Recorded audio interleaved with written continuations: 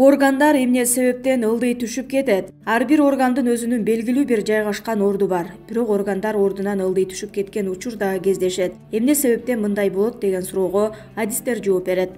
Ичеги жана ашказан. Эки оорунун тең пайда болуу себептери: оор көтөргөндө, узак убакыт оор жумуштарда иштеп, оор салмактагы жүк көтөрсө, сөзсүз ички органдарга таасир этип, алардын жайгашкан ордулары ылдыйлап кетиши мүмкүн. Өтүү арыктап кеткенде. Эгер адам өтүү арыктап кетсе, ичеги карынды курчап турган майлар азайып, ичеги карынды өз ордунда кармоо функциясын аткара албай калат. Ич катканда, жеген тамак аш сыртка чыкпай топтолуп, ич ката берип, органды ордунан козгойт. Белгилери: ич, ашказан, туш ооруйт, кусат, заңы катат, тамакка табитти тартпайт. Ич көбөт, ичеги карын салаңдап, табарсык тушка келип калганы байкалат. Организмде зат алмашуу, тамак сиңирүү кыйындайт. Адам өзүн жаман сезип, алсыроо пайда болот. Дарыланбаса артынан кандай оорулар келип чыгышы мүмкүн? Геморрой, тукумсуздук, простатит, этек-кирдин бузулушу, өнөкөт ич катуу, метеоризм. Дарылоо үчүн атайын көнүгүүлөр жүргүзүлөт. Дайыма бандаж, корсет кийүү сунушталат. Туура тамактануу зарыл. Өтүү арыктап кетсе, салмак кошуу кажет. Органдын ордуна келүүсү үчүн көп убакыт талап кылынат. Адам жылдап өзүн кароосу керек. Эгер талап кылынган нерселердин баары аткарылып, бирок ичеги карын ордуна келбесе, анда операция жолу менен калыпка келтирүүгө болот. Бөйрөктүн түшүшү туурасында уролог медицина илимдеринин кандидаты Канат Казымбеков айтып берген. Оорунун пайда болуу себептери: аз убакыттын ичинде арыктоо. Адам арыктаганда бөйрөктү курчап турган май азайып, бөйрөк салаңдап түшө баштайт. Оор жумуш жасоо. Бөйрөккө күч келет да, ордунан козголуп, ылдый түшөт. Бөйрөк туштан жаракат алуу. Бөйрөктүн инфекциялык оорулары. Белгилери: бөйрөк туш салаңдап ооруйт. Көпкө баса албайт жана тикесинен тура албайт. Жумушка жөндөмсүздүк пайда болот. Артынан кандай оорулар келип чыгышы мүмкүн? Инсульт, бөйрөктүн кан басымы көтөрүлүшү мүмкүн. Натыйжада инсульт пайда болот. Мындан сырткары бөйрөк ар кандай ооруга чалдыгуу коркунучу жогорулайт. Учурда бөйрөктүн түшүшүнөн сырткары табарсыктын да ылдыйлап кетиши кезигет. Бул аялдарда көп жолукчу оору. Жатыны түшүп кеткен аялдын табарсыгы да кошо түшөт. Табарсыкты ар кандай көнүгүүлөр жана операция жолу менен көтөрөт. Дарылоо, атайын көнүгүүлөрдү жасоо, бандаж кийүү, салмак кошуу, туура тамактануу. Бөйрөктүн түшүшүнүн биринчи, экинчи даражасында ар кандай көнүгүүлөр менен дарылоого мүмкүн. Ал эми үчүнчү даражасында операция жолу менен ордуна келет. Жатын.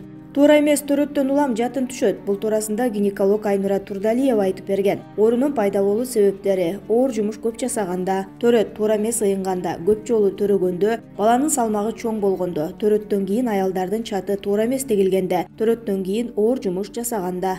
Белгилери: зааранын чыгып кетиши, бир нерсе салаңдап тургандай болуп басканда кыйналуу. Дарыланбаса артынан кандай оорулар келип чыгышы мүмкүн? Заңдуу кыйындайт. Жатын сезгенүүгө кабылып, оорулар жаралат. Дарылоо. Жатындын түшүүсүнүн алгачкы даражасында ар кандай көнүгүүлөр менен дарылоо мүмкүн. Ал эми экинчи, үчүнчү даражасында операция жолу менен ордуна келтирүүгө туура келет. Алдын алуу. Кош бойлуулуктун 7 айынан тарта бала бат чоңойот. Ошондуктан эне 7 айдан тарта камыр тамактарды азайтып, жашылча жемишти көбүрөөк жеши керек. Төрөт маалында дарыгер энеге туура жардам берүүсү зарыл. Эгер кыйналып жатса, чатты алдын ала кесип салган туура. Чат өзү айрылса, туура эмес тигилип, жатын түшүүгө жөндөмдүү болуп калат. Дарыгер боорго зыяндуу азык-түлүктөрдү атады. Дарыгер жана алып баруучу Александр Мясников Россия 1 телеканалынын түз эфиринен боорго зыян деген азык-түлүктөрдү тизмектеп берди. Бул тууралуу РИА Новости кабарлады. Жумасына 200 грамм арак ичүү эркектердин боорун талкалайт. Ал эми 140 грамм арак аялдардын бооруна уу болуп эсептелет, деди ал. Мясниковдун айтымында, боордун циррозу ичимдиктен гана эмес, тамакты ашыкча жеп алгандан да пайда болот. Таттуу токоштор, пельмен, котлет, колбаса жана башка азыктарды көп жеген боордун клеткаларына май толуп, аталган органдын иштөөсү бузулат, деди адис. Дарыгер гепатиттин В жана С түрүнөн жылына 1,2 миллион адам каза болоорун эскертип, коомчулукту гепатиттин В түрүнө каршы эмделип коюуга чакырган. Ошондой эле адис тамакты ашыкча тоюп жебей, аз-аздан сиңирип жегиле деген сунушун айткан. Витаминди көп ичсе эмне болот? Дарыгер анын зыянын түшүндүрүп берди. Витаминдин организмде көп болуп кетиши адамга кадимкидей эле зыян келтирет. Бул туурасында аллерголог, иммунолог дарыгер Алексей Бессмертный айтып бергенин РИА Новости жазды. Витаминдин арбын болуп кеткендиги анын жетишпестиги сыяктуу эле көйгөй жаратат. Азыр элдин иммунитетин бекемдөө үчүн поливитаминдерди сатып алып ичип жаткан кези. Дарыгер эгерде жаңы жашылча жемиштерди жана сапаты жакшы азыктарды жеп, аны көбөйтсө маселе жаралбай тургандыгын айткан. Өнүккөн коом менен өлкөлөрдө жакшы тамактанган адамдарда витамин жетишпестиги байкалбайт. Аны күндө азык-түлүк менен кошо жейт. Болгону кээ бир аймактарда Д витамини 3 жашка чейинки балдарда тартыш болушу мүмкүн. Бир нече жылдан бери адистер поливитаминдерди ичүү пайдалуу эле эмес, кооптуу дагы экендигин айтып келет деген ал. Анын айтымына караганда, витаминдерге ашыкча кызыгуу организмге зыянын тийгизе турган гипервитаминозго алып келиши мүмкүн. Гипервитаминоз витаминдерди ашыкча кабыл алуунун кесепетинен пайда болгон оору. Д же А витаминдеринин ашыкча болушу организм үчүн кооптуу. Андан сырткары көп поливитаминдер дары эмес, биологиялык активдүү кошулмалар катары катталган. Негизи боордун зыяндуу заттардан жабыркашы статистикада бактан улам болушу мүмкүн деп айтылып келет. Себеби алардын көбү сертификациялангандай эмес деген бессмертный. Анын пикиринде витаминдерди көбөйтүп жиберүү иммундук системага радикалдуу таасир тийгизбегени менен жалпы саламаттыкка кесепетин тийгизет.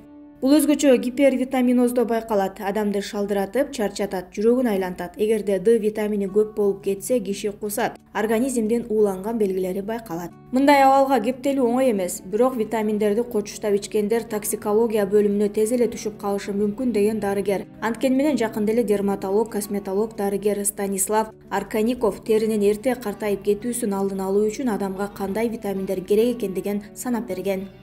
Эрте картаюунун алдын ала турган ыкмалар аталды. Врач-дерматолог, косметолог Станислав Аркаников теринин эрте картайып кетүүсүн алдын алуу үчүн адамга кандай витаминдер керек экендигин санап берди. Дарыгер адамдын терисинин сыры көп кызыктуу орган экенин белгилеп, ага А, Е жана С витаминдери зарыл экенин айтты. В витамини же ретинол теринин клеткаларынын калыбына келишине жакшы жардамчы. Андан улам коллаген менен эластинди бөлүп чыгуу активдешет да, жаңы катмарлар калыптанып, тактардын пайда болушу токтойт. Бул витаминдин жетишсиз экендиги адамдын бетинен билсе болот.